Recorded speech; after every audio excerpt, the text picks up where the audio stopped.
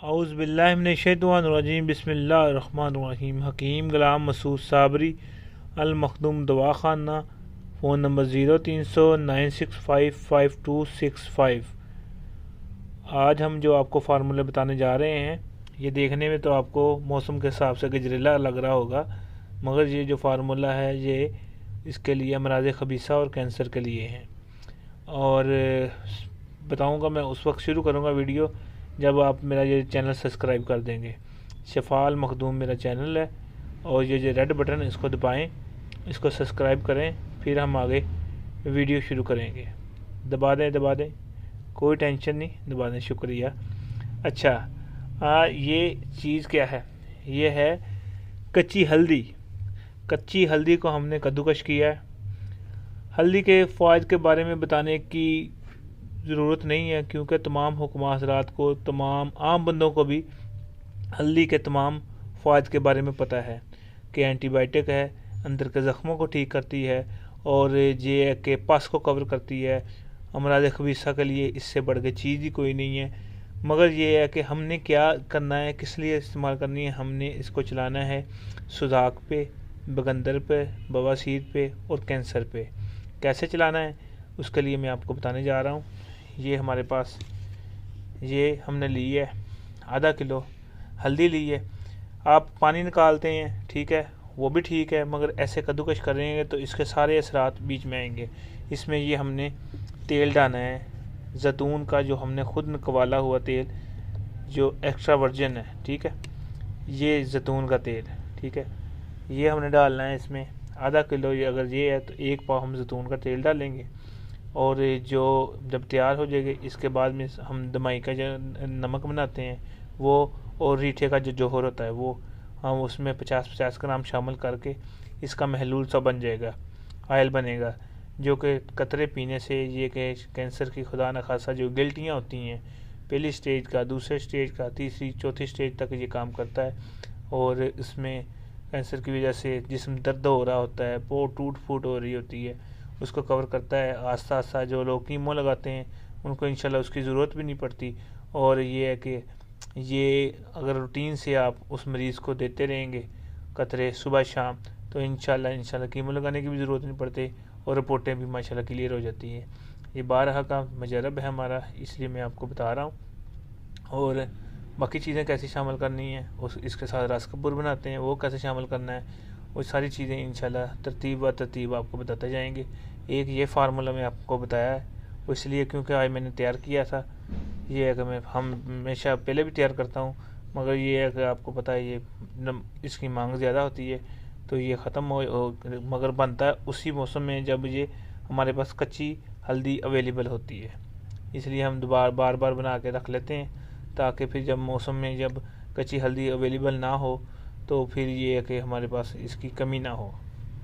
बनाएं इंशाल्लाह, मैं अब बताऊंगा, दिखाऊंगा। वे जब ब्राउन हो जाएगा उसके बाद जब ये जलने ना पाए, बस ब्राउन हो ना, जैसे कि ये देखेंगे कि आप खुद ब खुद टूटने शुरू हो गए, पापड़ बन गए, तो फिर ये समझ लें कि इसका पानी इसमें सारा जज़ब हो गया। बनाएं, दुआ में याद रखना। हकीम गुलाम मसूद साबरी, अल मखदूम दवाखाना।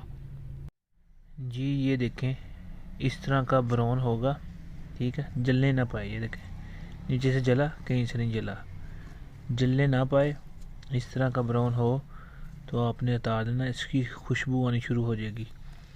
जब आपको हल्दी की खुशबू आनी शुरू हो जाए तो समझ लीजिए आपका तैयार है। अब हम इसको पुनेंगे पुन के कपड़े में इसमें रीठे का जौहर शामिल करेंगे और दमाई का नमक शामिल करेंगे। अच्छा, दवाई का नमक जो है तैयार करना वो भी बता दूं। नमक ये नहीं नमक सुन के कि आप कहेंगे बीपी का मरीज़ है इसको नहीं देना, ये नमक की नहीं होता। नमक तैयार करते हैं हम, पूरा पौधा ले लेते हैं, उसको साए में खुश करके आग लगाते हैं, वो जो राख होती है उसको हम फिर बाद में पानी डाल के उसको मुकत्तर कर लेते हैं, मिक्स करके रखते हैं 3-4 दिन। ऊपर वाला मुकत्तर पानी लेते हैं, उसको खुश्क करते हैं, वो नमक होता है, ठीक है। वो नमक शुगर वालों के लिए भी अक्सीर है, कैंसर वालों के लिए भी अक्सीर है, जिगर के मराज के लिए भी अक्सीर है। ये होता है हमारे पास। इसमें वो रीठे का जौहर और नमक शामिल कर लेना 50-50 ग्राम। इसको फिर अच्छी तरह खल करना है। फिर दोबारा इसका तेल का मुकत्तर लेना है फिर ये हमारा तेल बेहतरीन जो ज़बरदस्त कैंसर के लिए, बकंदर के लिए, जिगर के लिए, जिगर के कैंसर के लिए, खून के कैंसर के लिए, तमाम के लिए, बड़ी आंत के कैंसर के लिए बेहतरीन है। मैंने अपने जो ब्रदर-इन-लॉ है ना, बड़ा साला है जो मेरा, वो एयरपोर्ट पे ऑफिसर है माशाल्लाह, मैंने उसको दिया था, अल्लाह पाक ने उसको शिफा दी, ठीक है। और साथ ये हम कैप्सूल बनाते हैं। कैप्सूल जो क्या करते हैं, वो बैड इफ़ेक्ट को पैदा नहीं होने देते।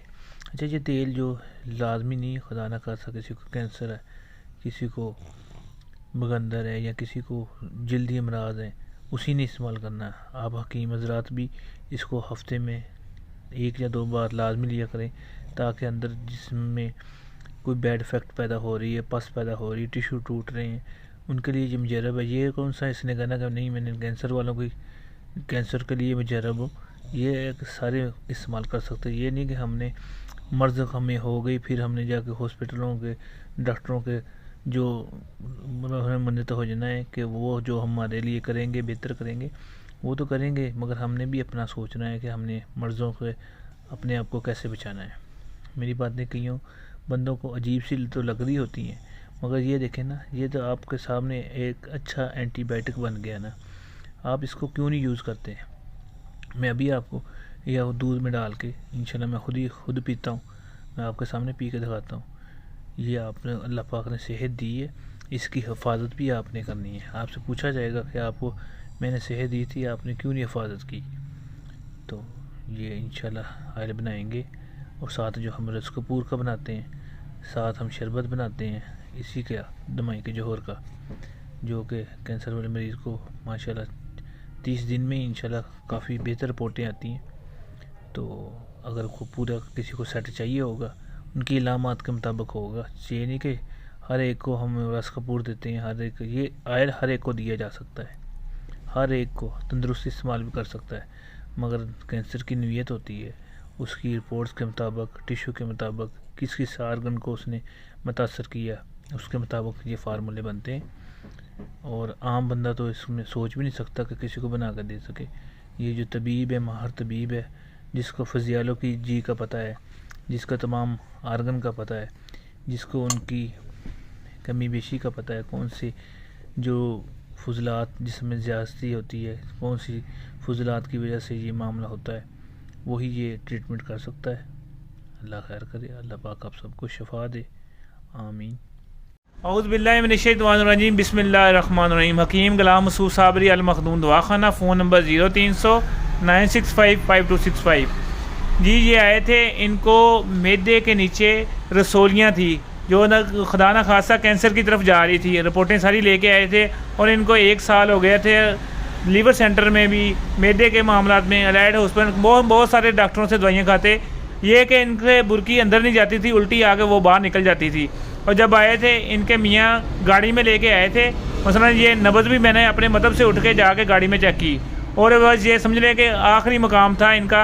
ये है कि मसलन इनको हाथ डालना मतलब के लिए, हकीम के लिए बहुत ख़तरनाक बात थी,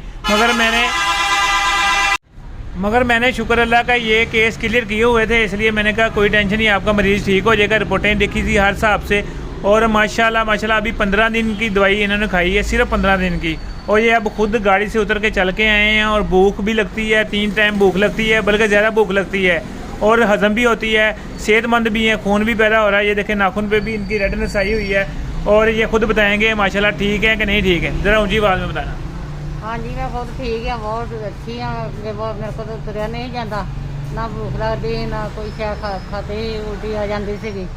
ਹੁਣ मैं ठीक है। रसोलियां ਜਿਹੜੀਆਂ ਤੁਹਾਨੂੰ ਡਾਕਟਰ ਨੇ ਦੱਸਿਆ ਸੀ, ਡਰਾਇਆ ਸੀਗਾ, ਤੁਹਾਡਾ ਆਖਰੀ ਟਾਈਮ ਆ, ਮਾਸ਼ਾਅੱਲਾ ਠੀਕ ਹੋ, ਉਹ ਵੀ ਸਹੀ ਹਰ ਰੋਟੀ ਹਜ਼ਮ ਹੁੰਦੀ ਆ, ਭੁੱਖ ਲੱਗਦੀ ਆ, ਚੱਲਦੇ ਫਿਰਦੇ ਹੋ, ਲੱਗਦੀ ਹੈ, ਹੁਣ ਲੜਨ ਜੋਗੇ ਹੋ ਗਏ ਹੋ। ਹਾਂਜੀ ਹੋ ਗਏ। ਅੱਲਾਹ ਪਾਕ ਜੀ ਤੁਹਾਨੂੰ ਹੋਰ ਮਜ਼ੀਦ ਸਿਹਤ ਦੇਵੇ, ਅੱਲਾਹ ਖੈਰ ਕਰੇ। ਮਾਸ਼ਾਅੱਲਾ ਜੀ ਚੱਲਦੇ ਫਿਰਦੇ ਆ, ਔਰ ਰਸੋਲੀਆਂ ਵੀ ਠੀਕ ਆ। ਅਲਟਰਾਸਾਊਂਡ ਹੁਣ ਦੁਬਾਰਾ ਵੀ ਕਰਾਵਾਂਗੇ ਇੰਸ਼ਾਅੱਲਾ, ਤੁਹਾਨੂੰ ਪਹਿਲੀ ਅਲਟਰਾਸਾਊਂਡ ਵੀ ਬਾਅਦ ਚ ਵੀ ਦਿਖਾਵਾਂਗੇ ਜਿਹੜਾ ਵਾਜੇ ਫਰਕ ਪਿਆ। ਇਸ ਤੋਂ ਡਰਨ ਦੀ ਜ਼ਰੂਰਤ ਨਹੀਂ, ਜਿੰਨਾ ਰਸੋਲੀਆਂ ਵਾ, ਥੈਲੀਆਂ ਵਾ, ਉਹ ਘਬਰਾਉਣ ਨਾ, ਉਹਦਾ ਇਲਾਜ ਹੈਗਾ ਵਾ। ਇਹ ਨਹੀਂ ਕਿ ਡਾਕਟਰ ਨੇ ਤੁਹਾਨੂੰ ਦੱਸਦਾ ਕਿ ਤੁਸੀਂ ਲਾਲ ਆ ਜਾਓ, ਤੁਹਾਨੂੰ ਰਸੋਲੀ ਹੋ ਗਈ, ਤੁਸੀਂ ਮਰ ਜਾਣਾ, ਇਹ ਕੰਮ ਨਹੀਂ ਹੈ। ਅੱਲਾਹ ਪਾਕ ਨੇ ਹਰ ਚੀਜ਼ 'ਚ ਸ਼ਿਫਾ ਰੱਖੀ ਆ, ਔਰ ਅੱਲਾਹ ਪਾਕ ਦਾ ਕਰਮ ਆ, ਇਹਦੇ ਵਿੱਚ ਜੜੀ ਬੂਟੀ 'ਚ ਸ਼ਿਫਾ ਹੈਗੀ। ਅੱਲਾਹ ਪਾਕ ਤੁਹਾਡੇ ਸਾਰੇ ਤੇ ਕਰਮ ਕਰੇ, ਆਮੀਨ।